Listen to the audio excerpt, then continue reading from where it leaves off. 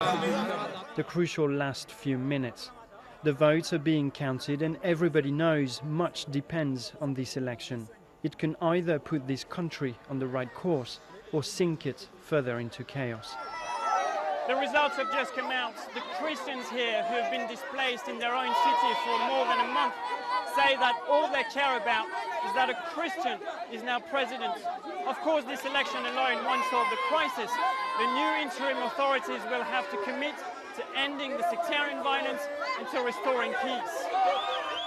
The relief is mostly shared on the streets here. Catherine Samba Panza was Banguy's mayor. She is now the interim president. I am 100% sure that she will be able to bring people together, because as a woman she embodies togetherness. Women are authoritative. They are sacred, so she will be able to run this country and restore peace.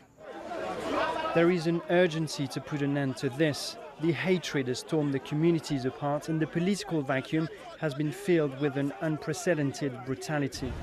The presence of African Union soldiers and French troops hasn't prevented reprisal attacks from happening, and remote towns throughout the country remain unchecked. European troops could join the French here next month and relieve them from duty in the capital, so they may cover more of the country's territory. EU countries have also pledged to send nearly $500 million worth of aid. The religious divide has never been so wide. Hundreds of thousands have fled their homes, but there will be no return until the militia from both sides lay down their arms. Thomas Fessy, BBC News, Bangui.